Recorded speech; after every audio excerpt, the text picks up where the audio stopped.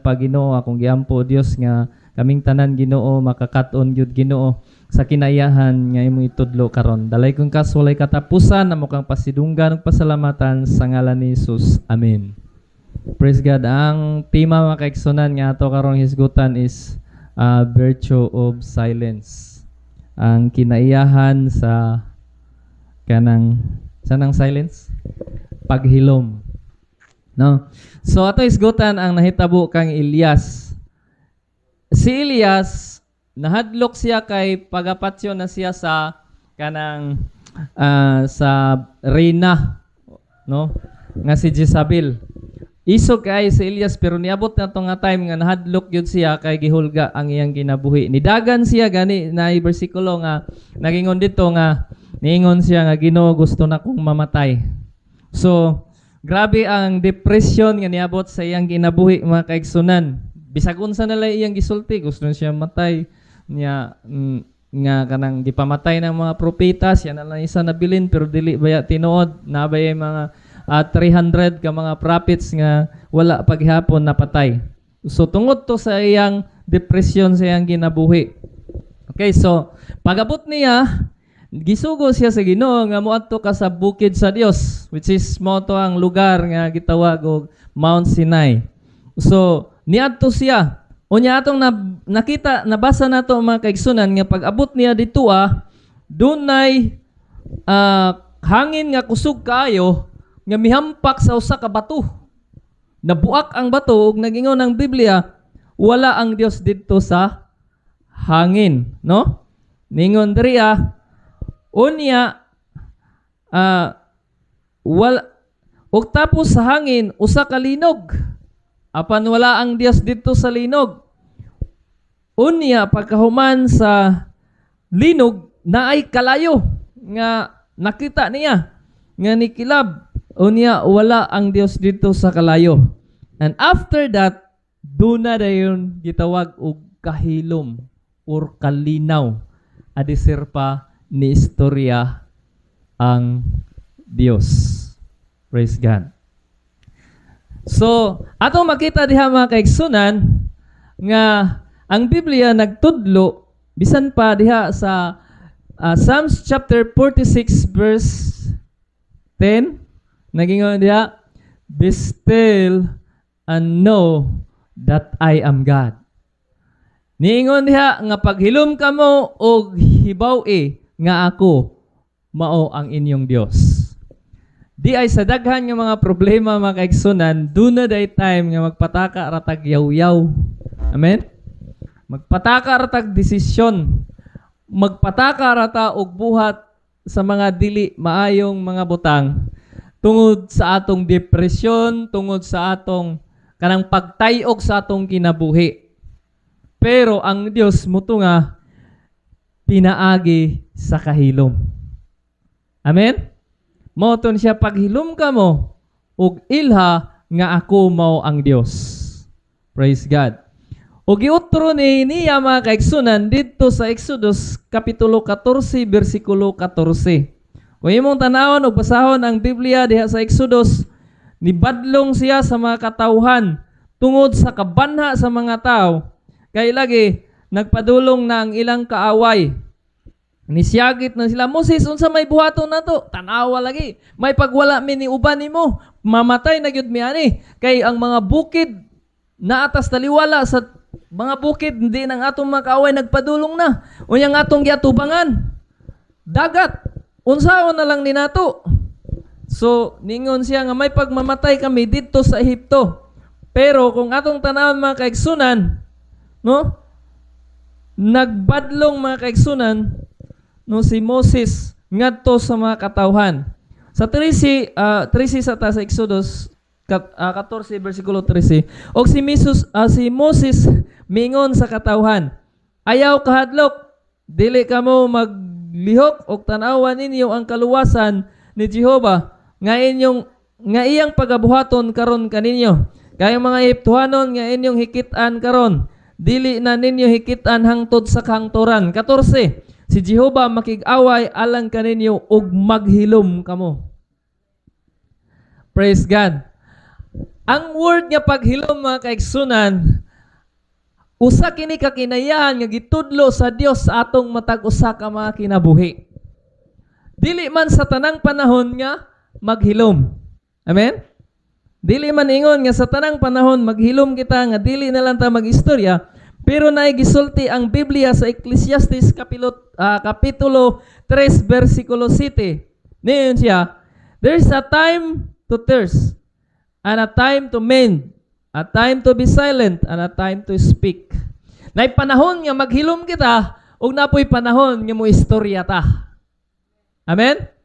Praise God. Ang nindot nimo nga istorya, kanang istorya nga gikan sa Ginoo. But first, why we need to be silent, una, is in order for us to listen God's guidance. To listen God's guidance. Mao na ang pinakauna. Nganong maghilom kita? To listen God's guidance. Aron makadungog ta sa giya sa Ginoo. Doon ay mga tao nga dili na kamao nakahibalo kung unsa ang giya sa Ginoo tungod kay banhaan ra kayo ta og daghan kayo tay mga plano nga atong kaugalingon. Pero ang Dios nagingon sa Jeremiah 29:11, "For I know the plan I have for you, declares the Lord, plans to prosper you and not to harm you, plans to give you hope and a future." There's a time nga kinahanglan ta maghilom aron madungga nato ang giya sa Ginoo. Amen? Why we need to be silent? Nganong mahimo tang maghilom? Nga kinahanglan ta maghilom? Aron saman madbati nato ang giya sa Ginoo. Niingon siya nga there is a time to be silent and a time to speak. No? Sa diha mga kaigsunan nga ang mga Israelita nang siyagit na tungod sa daghan kayo nilang spekulasyon sa ilang kinabuhi, kay pag moabot yun tong mga Heptuhanon, sigurado yun. Nasigutan ni Chinchin ganiha nga kanang bunal-bunalan ng mga Israelites sa dihang magtrabaho sila. Ug doon na sila'y kahadlok, labi na kung masuko na ang mga Ehiptuhanon. Kay bunal-bunalan sila pag-ayaw. Samot na kay nilaya sila. Pag-abot ato ang ilang expectation nga naagis isa pilak sa ilang mga Israelites nga patyon. Labi na si Moses. Tungod kay nahadlok sila, kay wala na sila'y kadaganan. Paglingin nila diri bukid, pag-atubang nila dito is mga Egyptian. Pag-atubang nila diri sa pikas sa ilang likod, dagat. So, niingon si Moses, paghilo mo. Ayaw mo kahadlok. Kana di ay banhaan mga kaigsunan. Doon na day mga tao nga pag mahadlok na arang kabanhaan. Huh? Grabe tong katawa ko atong istorya nga kuan ay nanu ba. Tingog na kuan dito sunan. Kanang kuan mo nang laga. Ano ba? Wakwak, may wakwak. Lagha ragot, pero wakwak. Ingon ito siya. Samok, hilo mo. Pag-abot na sunahan. Mura na nagiputi nga. Kuan ba? Tao nga naglutaw. Ayaw mo kadlok. Patong iko ninyo. Ayaw kadlok. Patong iko ninyo. Kay nahadlok man po dahil siya. Kung ang tao di ay mahadlok, magpataka na siya istorya. Magpataka na siya giyawit. No? Bisag unsa na yung istorya nga wala na sa pulong sa Ginoo. Mao nang mulibkas dahil sa atong baba ang mga dili maayo. Ngano man nagsumikad dahil na sa kadlok. Ang mga Israelites nahadlok ato nga time. Pero say nahitabo gibuhat sa Dios ang iyang part kay naghilom ang mga Israel og nagpato kang Moses. Siya paghilom mo, tanawa kung say buhaton sa Ginoo. Let us witness the goodness of God in our life. Amen? Praise God. But first is, unsay angay natong buhaton, maghilom ta, aron makahibalot ta sa giya sa Ginoo. Oh, pag-abot ni Elias dito, giingnan niya, yes, balik dito, ayaw kahadlok. O mo ni tulo ka butang, dihugi ang mahimong hari sa Israel, dihugi ang mahimong hari sa unsa to dapit sa Media, unya dihugi ang mahimong propeta sunod nimo. Mora na buhata. So nakabati siya nga kining nigiya na ang Ginoo ug unya nigawas siya sa langob nga adunay kaisog. Kung nagay guidance sa Ginoo mga kaigsunan, natay kaisog, mawala na ang kahadlok. Amen? But before ni ana, maghilom. Amen? Maghilom kita tungod kay ang Dios adunay pagabuhaton. Amen? Praise God. Ang ikaduha mga kaigsunan, nganong muhilom kita to witness God's goodness. To witness, bot pasabot, excited ta nga makakita sa buhaton sa Ginoo, sa kaayo sa Ginoo.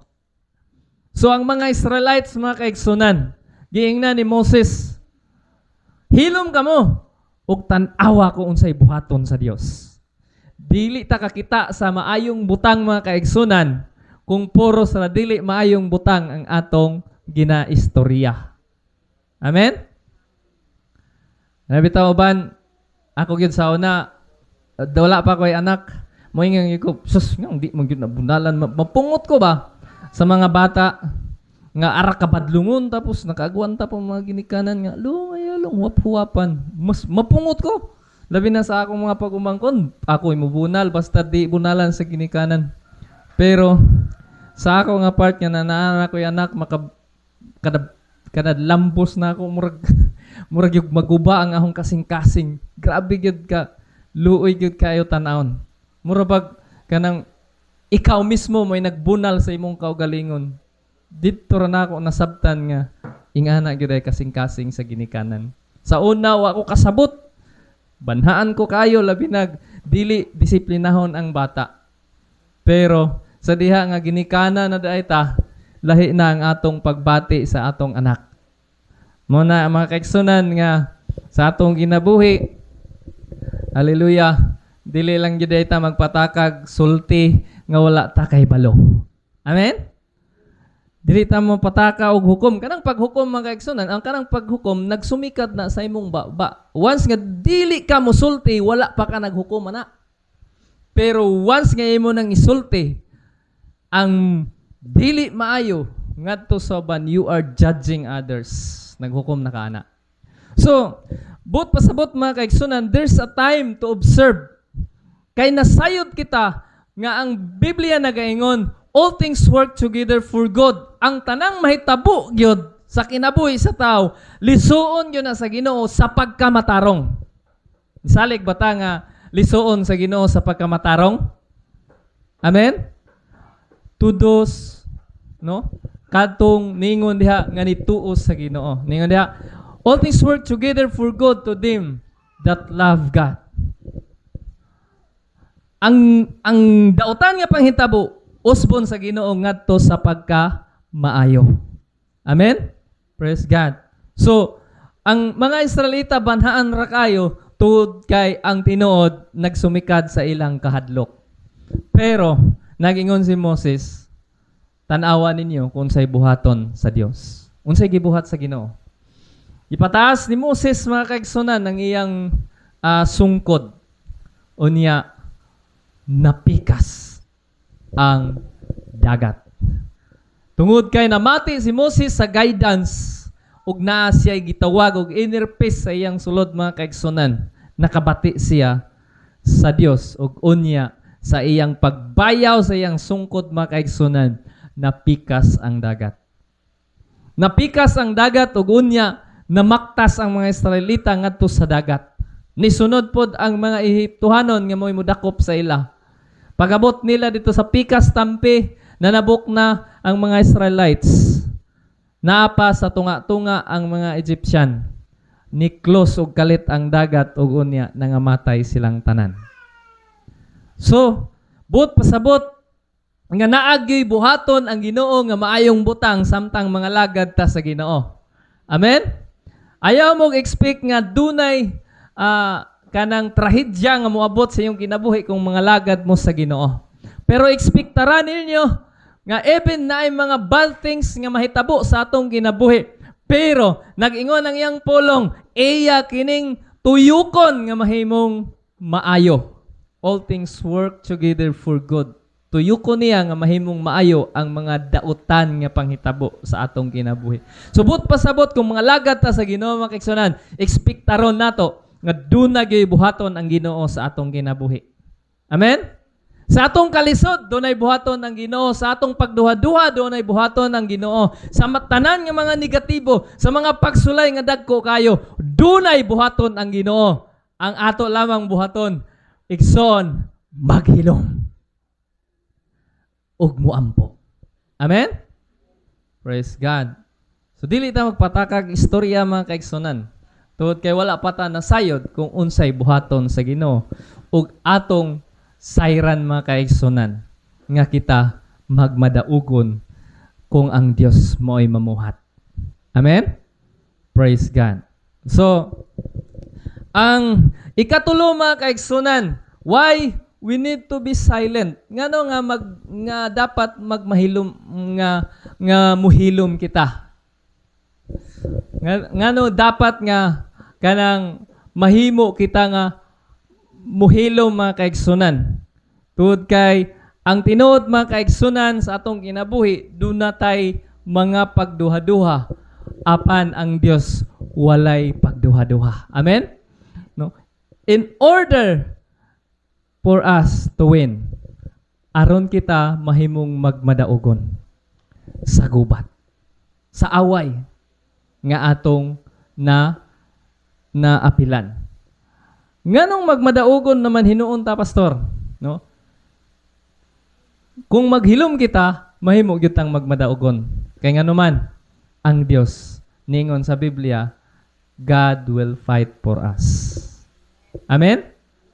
Magmadaugon ta. Tanaw mga Israelites, nagmadaugon wala. Nagmadaugon ngano man kay gitugutan nila ang Dios nga mamuhat sa atong matag usa ka kinabuhi. Praise God. Mudaog gyud ta kung mahimo tang maghilom ug tugutan nato ang Dios nga may mamuhat sa atong kinabuhi. Praise God. So, doon ako yung mga bersikulo mga kaigsunan nga ihatag nat sa inyo mga kaigsunan aron masabta nato nga kanang ang pagpakahilom isa ka importante nga kinayahan dapat sa Kristohanon. Ningon diriya, being silent is gaining wisdom. Ang pagpakahilom mo ang pagkaplag o kaalam. Kung nagpakahilom ka, but pasabot, maalamon ka. Proverbs chapter 17 verse 27 to 28, ningon diri, the one who has knowledge uses word with restraint, and whoever has understanding is even-tempered. Even fools are taught wise if they keep silent, and discerning if they hold their tongues. No? Basahon nato mga kaigsunan, palihog bagbasa sa Bisaya diha sa Proverbs chapter 17 verse 27 to 28. Natoy bala ang kasalatan. Proverbio 17:27 ngadto 28. Taong nasayod sa iyang katakot, dili magpunay sulti. Ug ang taong kalma, may matuod nga panabot. Noon bisan gani ang mug murang maalamon ug magsinabuton kung siya maghilom-hilom lamang. Amen. Ingon mo diha, naisakto nga panabot kung dili ka magpatakag sulti. Amen? Subot pasabot. Kani rin nga atong pagka-tawirwiran, no? Pwede din na maka-daot nato, no? Pero ang atong pagkahilumon, pwede po na makaluwas nato. O, tanawa, example na ako. Dito mi sa, sa Iligan. Tatoy mga kauban ako, nakahandbag. Naana mi dito, nung sulod sila mamadaling sa sa kining grocery, paggawas, pagsulod nila, kalitrag bunot ug armas tong tulo ka tao. Indiana, walihok. Basta, murag yung tuod yung, Sukad ba sukad kato pa ko naka-experience ba nga wala dreads tutok yun sa sa mga kuan sa armas aw sa akong kauban. Pero ako hinahinay hinahinay rag atras. Hinahinay kog atras lingkod dahin ko dito sa motor. Naganamanam na ko kalayo pag lingkod ako sa motor distansya nako wa na ko ilabot. Sila ra gipang halughog ilang mga bag. Unya, ako kay wala man ko reaction, naghilom ron man ko. Anak matayin sila. Sir, unsa may mong sala, sir? Anak dayon sila. Hut-hut dayon tong bag kung unsa ba nabay sulod. Nya pagka walay armas, sibat day wala part. Sibat day kalit. Sus, kung say wa ko kakita atong singan ato ba na giangan sa pato tong pasaka kason. Wa na ho man na. Kay gitiunan sila. Gobyerno pa imo ar kamaro kayo. Pag humagtion, pag kita nilang way armas, mura rag bula nga nawala. Pero ako res kilid, tapat mi tulo ka buok, naghinahinay kog atras, naghilom ko. O ko'y daghang kuan, wa po ko ni hansap. Niyan ko res likod. Wa ko naapil. Wa ko hawiri. Wa ko rikisaha. Tungod kay dunay panahon mga kaigsoon nga ikinahanglan nato nga ipakita nato sa tao nga kalmado rata. Amen? Praise God. Dunay dako nga butang igsoon diha sa paghilom. Busa kining mga asawa, dunay panahon diay sa pagistorya, do na po'y panahon sa paghilom. Amen? Gamay rami nang amen. Ecclesiastes ato nang gibasa ninyo dia, there is a time to be silent and a time to speak. 2 Corinthians chapter 10 verse 1 to 2. By humility and gentleness of Christ I appeal to you, I, Paul, who am timid when face to face with you, but bold toward you when away. Praise God. Ningon siya nga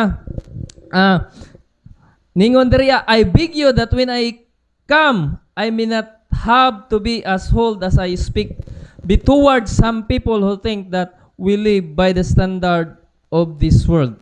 So si Paul mga kaigsunan, usalama, ingon pa niya, ako si Paul nga samtang na ako ninyo diha, maatubang, ako adunay kahilom.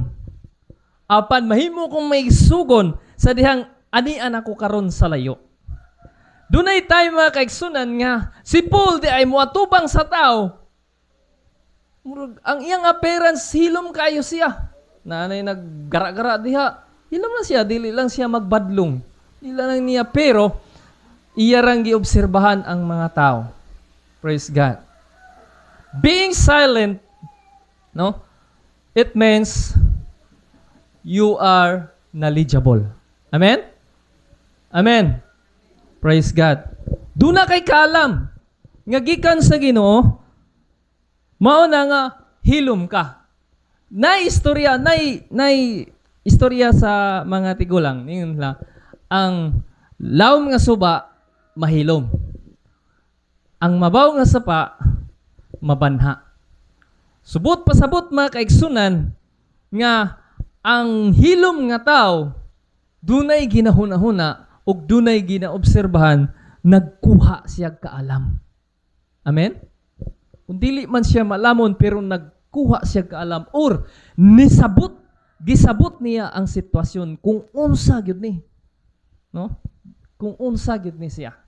Pareha sa nahitabo mga kaigsunan dito sa Cagayan nga nagkagubot. Tapos datoy isa dito nagtindog. Unsa na sumbag dayon dritso. Ang kanto pa nang gidasmagan mo yang gisumbag, ang katong nang dasmag nilakaw naman di ay. Pataka-taka ra siya og apartar nga wa siya kay baw kung unsa di ay ang nahitabo. Nganuman kay wala nagmaalamon. Praise God. Mark chapter 16 verse 15. Go into all the world and preach to all creature. So naigingon diha to speak. This is the time to speak. Pero giingon niya nga go unto the whole world and preach the gospel of God.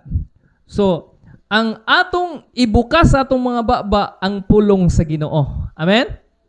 Hallelujah. Og dili ang mga butang nga dili makaayo kanato.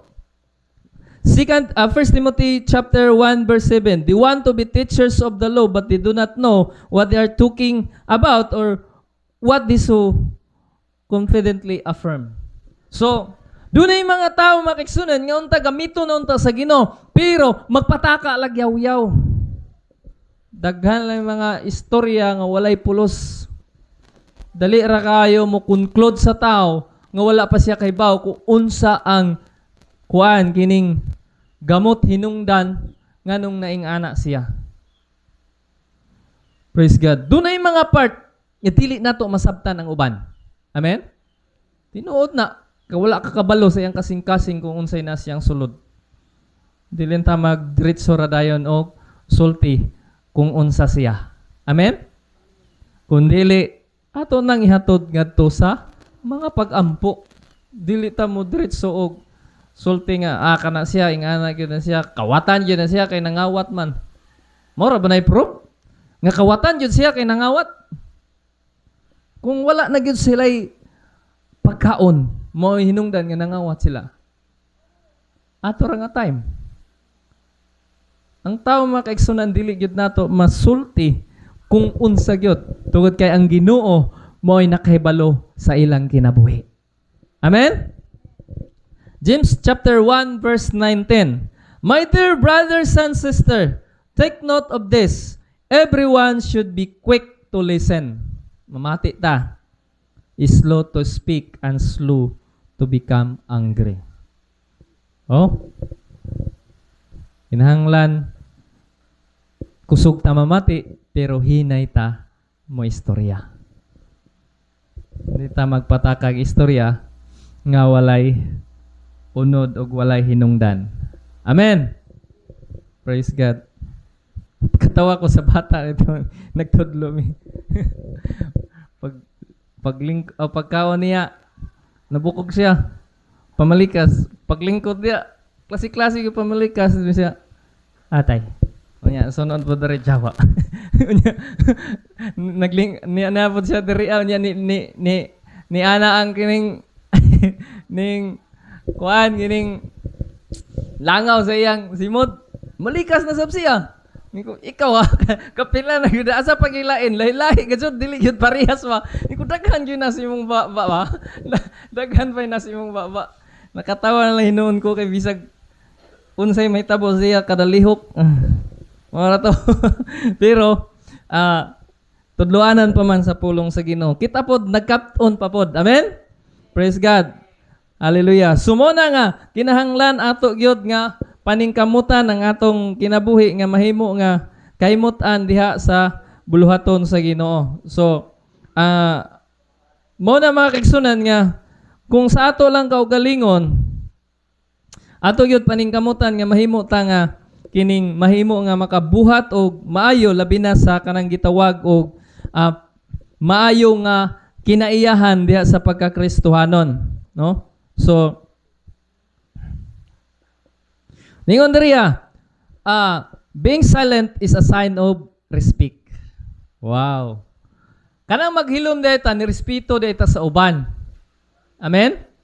Natay respeto ba kanang istorya bitaw uban nya tanawar ko ng mga tao nga walay pagrespeto sa uban, nagistorya pang uban, mutubag po dalawa, yaw. Wala naman sila respeto, pareha ng debate. Nagpamatuod yun na sa mga kinayahan nga walay respeto sa isig ka relihiyon. Nga naman, nagistorya pa ang pikas mo istorya po ka diriya. Subot pa sa butil, yun maka-promote og maayo. Amen? Mag-away pa yun noon. Na, kung makatunong mo kuan, lain nga reliyon ka na nag-practice o karate. So, dili maayo. So, being silent is a sign of respect. So, maghilom ta, bot pasabot niya na, nagrespeto ka sa uban. 1 Peter chapter 3, verse 15 to 16. But in your hearts, revere Christ as Lord. Always be prepared to give an answer to everyone who asks you to give the reason for the hope that you have. but do this with gentleness and respect, keeping a clear conscience, so that those who speak maliciously against your good behavior in Christ may be ashamed of their slander.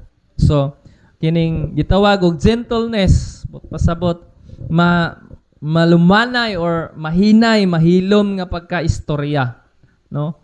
Is a respect. Subot pasabot nga kanadayang atong paghilom, isa ka na siya ka sign nga nagrespeto kita sa uban. Amen? Praise God.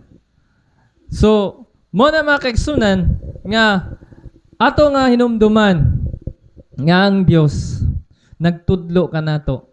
Dunay times nga panahon nga kita maghilom. Amen? Busa kung kita na atay mga buhat nga anatay mga kinayahan nga kanang dili kita nakamao nga muhilom. So atong i-search out atong kaugalingon, Lord, na ba ko'y trust sa imo? Na ba ko'y pagsalig sa imo, ha? Na ba ko'y respeto sa uban? So, you can question your own, no? Labi na sa kuan, labi na sa atong kinabuhi, no? So, being silent is gaining wisdom. Being silent is trusting God. Being silent is kanang a sign of respect, no? Sign siya sa pagrespeto. So mo na mga kaigsunan nga kung kita di ay mga lagad ta sa Ginoo mo kat-on yuta nga tugutan nato ang Dios nga mao'y mamuhat pag-una. Amen? Kung nanay delikado natong kinabuhi, then pray out to God, because if you pray to God, you will be silent to others.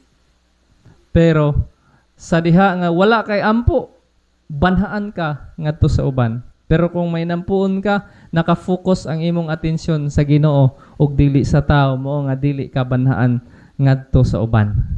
Kung dili ka magbanha ka ang imong hunahuna kanunay nagsalig sa Ginoo. Nasabtan nato mga kaigsunan. Praise God. So, ako ning i-explain mga kaigsunan sa usa ka sitwasyon kanang birthday. Dunay usa ka bata nga niuli siya, excited gyud kay siya nga pag uli niya na ay surprise ang iyang mama ug papa. Pag abri niya sa pultahan, walay siga ang suga, ngit-ngit kaayo ug grabe gyud kamingaw. Unya pagpasiga niya sa suga, bang! Nakita niya, naarad ay sa kilid iyang mama, iyang pamilya, tapos naghawid og cake, o niya, nagkanta daw og happy birthday. Kung doon ay panahon mga kaigsunan, when our lives seems to be a silent, but after that mga kaigsunan, there is a surprise. Amen? Surprise, maayo nga surprise nga gikan sa Ginoo. Kung nakita nimo grabe na gyud kamingaw kayo, it is because naay buhaton ang Ginoo sa imong kinabuhi. Tungod kay paghuman sa paghilom, dunay buhat sa Dios. Amen?